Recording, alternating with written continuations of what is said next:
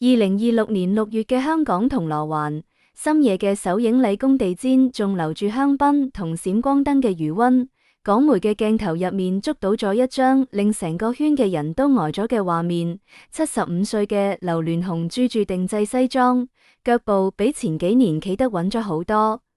身邊貼住嘅唔係外界預咗10幾年嘅甘比個仔劉仲學，而係消失喺公眾視野差唔多9年嘅劉子峰。兩父子嘅手好自然咁拖住一齊，冇刻意擺影嗰種僵硬。劉鑾雄側頭同個後生仔細聲講緊嘢，嘴角嘅笑容係呢幾年對住其他後輩都好少見到嘅放鬆。喺場嘅娛記手上嘅相機差啲跌落地，邊個都估唔到，當年嗰個被喺家族信託名單上面成行劃走嘅名，會以咁嘅姿態重新企返喺劉鑾雄身邊。時間到返去2017年3月，聯交所官網靜雞雞咁更新咗華人置業嘅股權申報文件，嗰幾行冷冰冰嘅文字好似一把鈍刀，割開咗香港豪門最現實嘅一層面紗。劉鑾雄設立嘅核心家族信託 Alto Trust 嘅受益人名單入面，呂麗君生嘅劉秀瑩同劉子峰兩個名被徹底移除，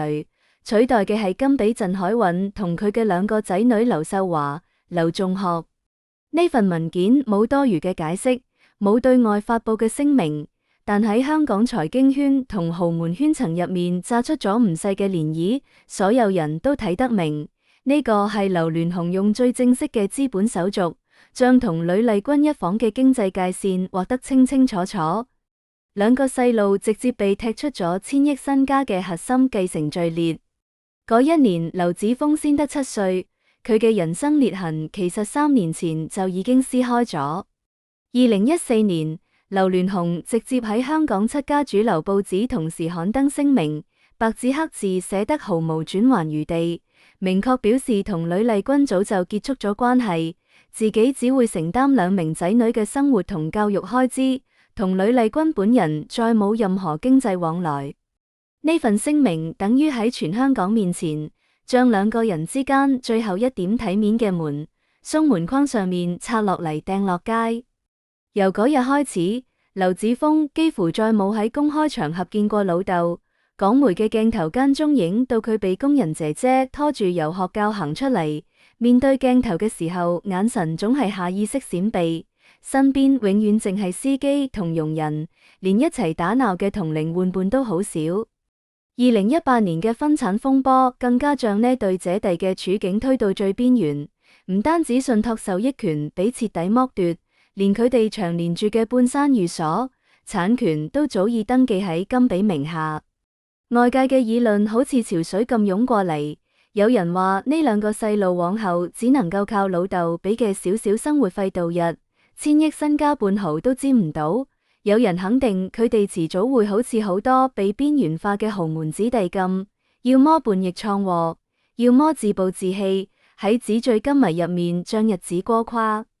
始終一個由4歲開始就活喺老豆缺席、父母公開反目、家族資源完全向另一房傾斜嘅環境入面嘅細路，長歪咗先係所有人眼中嘅正常劇本。冇人估到劉子峰揀咗一條完全跳出所有人預判嘅路。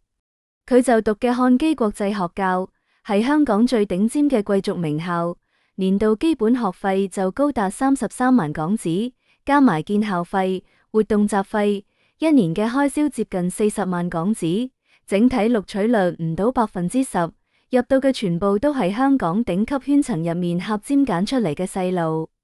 劉子峰唔單止企得穩穩陣陣，仲主動報名咗學校最具挑戰性嘅10年級招牌項目漢基杭州項目。呢個項目同杭州綠城玉花學校深度合作，唔係普通嘅短期遊學打卡，係成個學年嘅全寄宿沉浸式學習。所有學生必須脫離香港嘅傭人、司機，自己打理日常起居，用全中文完成所有學科嘅課堂學習，參與社區公益服務。仲要自主競選學生幹部，統籌團隊活動。對於從小慣咗出門有專車接送，身邊永遠有人將瑣事安排妥當嘅豪門細路嚟講，呢個項目等於直接拆掉咗所有外界俾你搭好嘅扶手，將你掟落一個完全陌生嘅環境入面，睇你會唔會跌到企唔返。劉子峰唔單止去咗，仲喺開學冇幾耐就競選上咗項目嘅學生會主席。成個1年嘅時間入面，佢住喺6人一間嘅集體宿舍入面，每日朝早自己定鬧鐘起身執被，同內地嘅同學一齊去飯堂打飯，晚自修完咗之後，仲要留喺課室入面執第2日嘅活動方案。有項目嘅老師後嚟私下回憶，呢個話唔多嘅香港男仔，從來冇提過自己嘅家庭背景，遇到團隊入面有人嘈交，佢總係第一個企出嚟調解。組織社區敬老活動嘅時候，佢蹲喺老人院入面陪老人傾偈，成個下午都冇睇電話。學年完咗嘅時候，佢唔單止所有學科全部攞到滿分，仲攞到咗項目嘅最高榮譽總監獎。攞獎嘅時候，佢企喺台上，冇多餘嘅煽情發言，只係講咗一句將每日嘅小事做好就夠啦。消息轉返去香港嘅時候，呂麗君只係喺自己嘅社交賬號上面發咗一張個仔嘅相，相入面劉子峰着住整齊嘅校服，紅色領呔綁得一絲不苟，身高已經長到去到媽媽嘅喉結位置，臉上冇半點攞到大獎嘅得意，亦冇刻意炫耀嘅姿態，就好似普通中學入面嗰個永遠安安靜靜，每次派試卷都攞得出滿分嘅優等生。佢配嘅文字好短，真正嘅領導力從來都唔係天生嘅，係一日日嘅謙遜同堅持磨出嚟嘅。家姐劉秀瑩第一時間轉發咗呢條動態，配咗一個加油嘅表情。好多人話劉子峰能夠行呢條路，背後最核心嘅支撐，從來都唔係劉鑾雄俾嘅嗰點基本生活費，而係呂麗君刻喺骨入面嘅教育底色。呂麗君自己嘅人生就係一部靠自己嘅範本。佢早年喺香港輪門市做櫃員嘅時候，同劉鑾雄相識，生咗2個仔女之後，冇選擇困喺豪門嘅紛爭入面，反而抽身返去教員，硬生生讀完咗倫敦大學國王學院嘅化學工程博士。喺同劉鑾雄徹底劃清界線之後，佢冇靠住過往嘅關係去索取更多資源，反而將所有精力都放喺2個細路嘅教育上面，幫佢哋揀嘅路完全跳出咗普通豪門仔女嘅舒適區。佢嘅教育方式同甘比行嘅路線幾乎係2個完全相反嘅方向。甘比由同劉鑾雄確定關係之後，就一直以溫順懂事嘅形象示人，一步步熬到咗劉鑾雄身邊最信任嘅位置，將自己同仔女嘅名穩穩陣陣放入咗核心信託入面。佢幫仔女規劃嘅路線係最標準嘅豪門繼承人路徑。女劉秀華16歲就開始頻繁出現喺各大公開活動入面，同各路明星合照，跟住媽咪出席慈善晚宴，小小年紀就已經係香港名媛圈入面嘅熟面孔。社交賬號入面隨便一條動態都能夠引嚟大量關注。仔劉仲學由細就清楚自己係家族資源嘅核心傾斜對象，劉鑾雄帶住佢出席各種商業場合，教佢認識商圈入面嘅前輩。華人置業嘅內部會議間中都會俾佢坐喺旁邊旁聽，所有人都默認佢係未來接手家族生意嘅第一人選。甘比自己呢幾年亦將生活嘅重心牢牢綁喺劉鑾雄身邊。劉鑾雄身體唔好嘅時候，佢幾乎寸步不離守喺身邊，將屋企嘅大小事務打理得滴水不漏，靠住10幾年嘅隱忍，徹底坐穩咗劉太嘅位置。外界都評價佢係最置大劉心諗嘅人，但呂麗君從來冇俾自己嘅仔女行呢條路。佢唔俾劉秀瑩同劉子峰去混名媛圈，唔俾佢哋喺社交平台上面炫富，亦唔俾佢哋主動去湊各種豪門聚會嘅熱鬧。女劉秀瑩一路讀書，由高中到港大讀完建築系碩士，精通英語、法語、日語3門外語，鋼琴同小提琴都考到咗專業級別。喺香港中還開咗自己嘅芭蕾舞學校，收嘅學生全部都係靠口碑慕名而嚟，冇人提到佢係劉鑾雄嘅女。只知道佢係嗰個專業能力極強嘅年輕教長。呂麗君自己都冇停落腳步，舊年佢去考英國皇家舞蹈學院嘅高級認證，其他人至少要練半年先可以通過嘅考試，佢硬生生用3個月嘅時間，每日泡喺練功房入面練到腳畫瘀晒，最後一次過順利通過。佢從來冇喺仔女面前抱怨過過去嘅恩怨，亦冇喺佢哋面前講過劉鑾雄半句不好，只係用自己嘅行動話俾2個仔女知，想要嘅嘢靠自己隻手去攞，先最踏實。2個細路喺佢嘅影響下，活成咗香港豪門圈層入面最異類嘅存在。唔晒豪宅，唔追流量明星，唔湊各種八卦熱鬧。劉秀瑩平時出門坐港鐵，劉子峰放假嘅時候會跟住媽咪去圖書館泡成日，幾乎唔喺媒體面前露面，連港媒蹲點半個月都影唔到佢哋乜嘢有話題到嘅新聞。呢幾年劉鑾雄嘅身體狀況時好時壞，身邊嘅人都感覺到佢越嚟越在意仔女能唔能夠真正幹事呢件事。佢睇住金比嘅仔女喺自己鋪好嘅路上面行得順風順水，但亦間中會喺私下入面流露出一點不滿。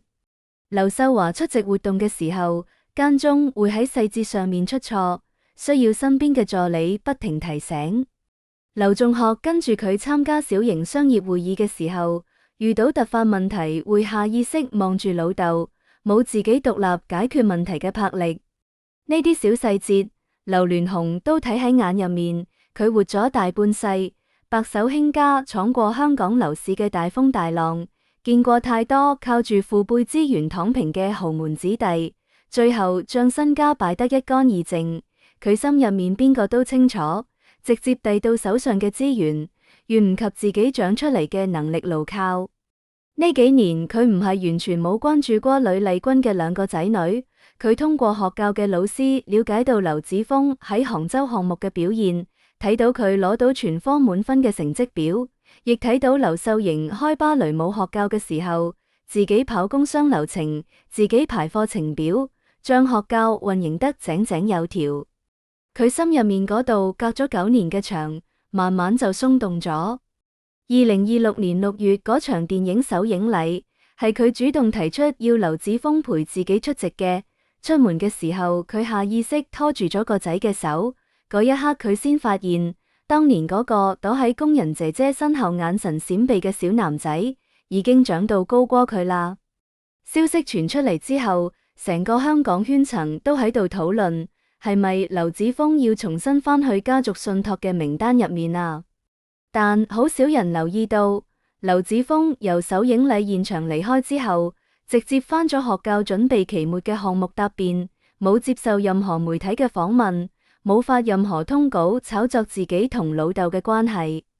佢靠嘅從來都唔係劉鑾雄嘅原諒，亦唔係重新返去信託名單入面嘅名額，係自己用9年時間一點點儲翻出嚟嘅實力，令自己企到咗被睇到嘅位置上面。從法律層面嚟睇，劉子峰嘅故事剛好戳中咗豪門繼承入面最現實嘅矛盾點。根據我國現行嘅法律規定，非婚生仔女享有同婚生仔女完全同等嘅權利，任何組織同個人都唔能夠對佢哋進行危害同歧視。結合信託法同香港當地嘅家族信託監管規則，非婚生仔女作為委託人嘅直系血親，本身就屬於家族信託受益人嘅合法範圍。受益權同婚生仔女喺法律層面完全平等，但喺現實嘅豪門操作入面，信託嘅受益權最終能唔能夠落地，幾乎完全取決於委託人嘅個人意願同信託文件嘅事先約定。當年劉子峰姐弟被直接由 Alto Trust 嘅名單入面移除，就係呢種法律條文同現實操作之間張力嘅最真實體現。但法律亦留咗最基本嘅公平底線，如果委託人冇立下明確嘅遺囑，非婚生仔女完全屬於第一順序嘅法定繼承人，同配偶、婚生仔女、父母一齊平等分配逝者嘅個人名下遺產。